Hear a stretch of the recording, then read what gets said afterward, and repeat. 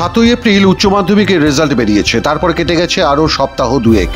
এখনও সরকারি কলেজে ভর্তি হওয়ার নোটিশ প্রকাশ করতে পারেনি রাজ্য সরকার বা রাজ্য উচ্চশিক্ষা দফতর। অথচ বেসরকারি কলেজগুলোতে ভর্তি অব্যাহত।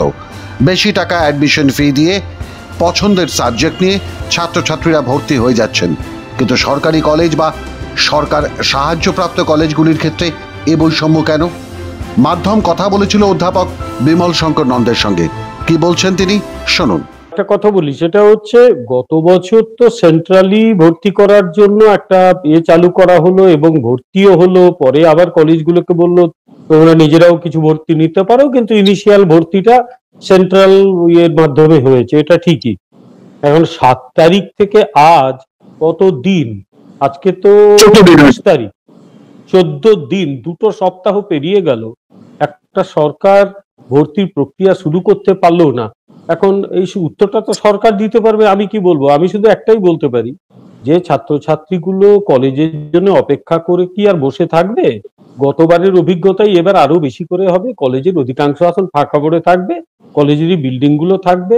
যারা প্রাইভেট কলেজে যাওয়ার অলরেডি চলে গেছে। এবার গত 3-4 বছর ধরে একটা অদ্ভুত ট্রেন্ড লক্ষ্য করছি, সেটা হচ্ছে যে আন্ডার গ্র্যাজুয়েটেও ছেলেমেয়েরা বাইরে চলে যাচ্ছে, হয় ব্যাঙ্গালোরে যাচ্ছে বা দিল্লি যাচ্ছে, এমনকি মুম্বাইতে, আহমেদাবাদে প্রচুর পরিচিত ছেলেমেয়েরা পড়তে চলে যাচ্ছে। ফলে আর কি হবে, পশ্চিমবাংলায় মানে স্কুল শিক্ষার 12টা বেজে গেছিল, এবার উচ্চ শিক্ষারও খুব ভালো কিছু বলতে পারি না, মানে যা ছিল সেগুলো ধ্বংসস্তূপে পরিণত হচ্ছে, এই আর কি। এদিকে বেসরকারি কলেজগুলোতে ছাত্র ভর্তি হয়ে যাচ্ছে, এর ফলে বেশ কিছু ঘটনা ঘটছে রাজ্যের শিক্ষা পরিস্থিতিতে। অনেক বেশি টাকা দিয়ে ছাত্রছাত্রীদের ভর্তি হতে হচ্ছে। সরকারি কলেজে ভর্তি নোটিফিকেশন হলেও বেসরকারি কলেজ থেকে বেশিরভাগ ছাত্রছাত্রী আর ফিরবেন না, কারণ তারা টাকা ফেরত পাবেন না। ফলে সরকারি কলেজে অনেক আসন ফাঁকা থাকবে গত 2-3 বছরের মতো। কলেজ শিক্ষার প্রতি ছাত্রছাত্রীদের আগ্রহ আরও বেশি করে কমবে। সরকার উচ্চশিক্ষা থেকে ক্রমশ তার হাত তুলে নেবে। যার টাকা আছে তারাই পড়বার সুযোগ পাবেন। সাধারণ মধ্যবিত্ত, নিম্ন মধ্যবিত্ত ছাত্রছাত্রীদের কাছে ক্রমশ দামি হবে উচ্চশিক্ষা। আসলে একটা অদ্ভুত অ্যানোমালি রয়েছে এন্টায়ার সিস্টেমটার মধ্যে। বেসরকারি কলেজগুলোতে প্রচুর টাকা নেয়, কিন্তু তারপরেও বেসরকারি কলেজগুলোতে সিট খুব একটা ফাঁকা থাকে না, ভর্তি হয়ে যায়। এইটা তো সরকারকে ভেবে দেখতে হবে যে বিনে পয়সায় প্রায় এই কলেজ বিশ্ববিদ্যালয়ে যা পড়ে ওগুলো বিনে পয়সায় পড়া বলে।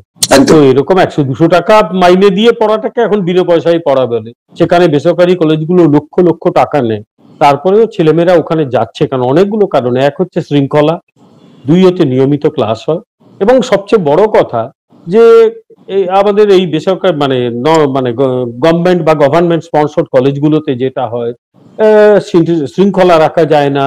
তারা নিয়মিত না এলেও চলে, বাড়িতে বসে পড়ে দেবে, এইগুলো করে।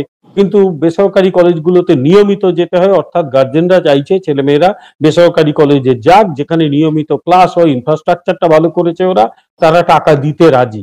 ফলে যারা টাকা দিতে পারে তাদের একটা বড় অংশ এ রাজ্যে থাকতে চাইলে বেসরকারি কলেজ, তা নইলে রয়েছে একটু আগে বললাম দিল্লি, মুম্বাই, ব্যাঙ্গালোর, বিশেষত বেঙ্গালুরু, এগুলোতে চলে যাচ্ছে। এমনকি উত্তরবঙ্গের অনেকে তো আমি সেদিন খবর পেলাম তারা গুয়াহাটিতে গিয়ে পড়াশোনার কথা ভাবছে। জাস্ট ইমাজিন, চরম এবং চূড়ান্ত অপদার্থতা। এর বেশি আর কিছু বলতে পারি না, কারণ একটা সরকার, যারা দল সরকার চালাচ্ছে, তারা যদি প্রশাসন চালাতে না পারে তাহলে এই অবস্থাই হয়। সর্বত্রই দেখুন না, প্রশাসনটা এরা চালাতে পারছে না। এখানে যেখানেই হাত দিচ্ছে সেখানে গোলমাল হচ্ছে, যাকে চাকরি দিচ্ছে সেখানে দুর্নীতি হচ্ছে, অর্থাৎ বোঝা যাচ্ছে এরা প্রশাসনটা চালাতে পারে না। আমি একটা কথা বলি, এই যে কলেজগুলোতে ভর্তিটা বন্ধ হয়ে আছে, একটা বড় কারণ হচ্ছে ওবিসি এ ক্যাটাগরিতে যে গোলমালগুলো হয়েছিল, সেই গোলমালটা গতবারে সুপ্রিম কোর্ট, এরাই গোলমালটা পাকিয়েছিল, সুপ্রিম কোর্ট সেটাকে বাতিল করে দিয়েছে। এখন এরা আবার হাইকোর্ট বাতিল করে দিয়েছে, এরা আবার সুপ্রিম কোর্টে গেছে। এখন সুপ্রিম কোর্টে কবে মামলা মিটবে, এরা ততদিনকে বসে থাকবে নাকি? তাহলে আগে তো ভর্তিগুলো করে নিতে হবে, সেটা ভর্তিগুলো করলো না। এখন সুপ্রিম কোর্টে কবে মামলা মিটবে, এরা একটা কমিটি করছে, সেই কমিটি কবে তার ফাইনাল রিপোর্ট দেবে, সেই রিপোর্ট নিয়ে মামলা হতে পারে। আবার সব মিলিয়ে ওবিসি এ ক্যাটাগরির জন্য ভর্তি বন্ধ হয়ে যাবে, এটা একটু বাড়াবাড়ি হচ্ছে না? এই প্রশ্ন তো করা যায়। কিন্তু কেন সরকার কলেজ শিক্ষা নিয়ে অনীহা দেখাচ্ছে? যুক্তি হিসেবে 2টি বিষয় সামনে এসেছে। এক, কলেজ ভর্তির কেন্দ্রীয় পোর্টাল এখনো পুরোপুরি তৈরি নয়। 2, আদালতে ওবিসি সংরক্ষণে সরকারি অসঙ্গতিতে বাতিলের নির্দেশ। ওবিসি সংরক্ষণ নিয়ে কলকাতা আদালতের নির্দেশিকাকে চ্যালেঞ্জ করে সুপ্রিম কোর্টে গেছে রাজ্য সরকার। ওই মামলার নিষ্পত্তি এখনো হয়নি, ফলে এটাও একটা অজুহাত। প্রশ্ন হলো, মামলার নিষ্পত্তি না হওয়া পর্যন্ত কি সরকারি কলেজে ভর্তি লেখাপড়া বন্ধ থাকবে? এরা ভোটের জন্য গোটা সিস্টেমটাকে বলিতে চড়িয়ে দিয়েছে। সব গোটা সিস্টেম, রাজ্যের অর্থনীতি বলিতে চড়ে গেছে, শিক্ষা ব্যবস্থা প্রাইমারি হায়ার সেকেন্ডারি সব বলিতে চড়েছে, উচ্চশিক্ষা বলিতে চড়েছে, রাজ্যের কৃষ্টি সভ্যতা সংস্কৃতি সবই বলিতে চড়ে গেছে। সবাই হাঁড়ি কাঠে মাথা চাপিয়ে ঢুকিয়েছে, শুধু কাটছে এক একটা করে। এই অবস্থায় চলছে। নতুন করে আর মানে এদের কাছ থেকে আমি অন্তত পজিটিভ কিচ্ছু আশা করি না। এরা যায়, এদের কাছ থেকে কোনো পজিটিভ আশা করি না। একটা ওবিসি ক্যাটাগরি এরাই ভুল করলো, ভুল অন্য কেউ তো করেনি, এরাই করেছে। যেরকম শিক্ষক নিয়োগে এরা শিক্ষকদের লাঠি পেটা করছে, ভুল তো এরা করছে। ফলে এই সিস্টেম যদি নিজেরাই অন্যায় করে নিজেরা সেই অন্যায়গুলোকে নিয়ে চলতে থাকে, তখন তার সমাধান কি করে হবে? এদের সরানো ছাড়া কোনো সমাধান নেই। এই সরকারটাই থেকে লাভটা কি হচ্ছে? এই সরকার আমাদের কোন কাজে লাগছে আমাকে একটু বুঝিয়ে দিন দেখি। আমি সেটা বলছিলাম, আমি বলছি আপনি তো একজন শিক্ষক মশাই, তো যে শিক্ষক মশাইরা বা যে ছাত্ররা রাজ্যের শিক্ষামন্ত্রীর কাছ থেকে এই ন্যূনতম সাহায্যটুকু পাচ্ছেন না, তাহলে সেই শিক্ষামন্ত্রী থাকার দরকার কি রাজ্যে?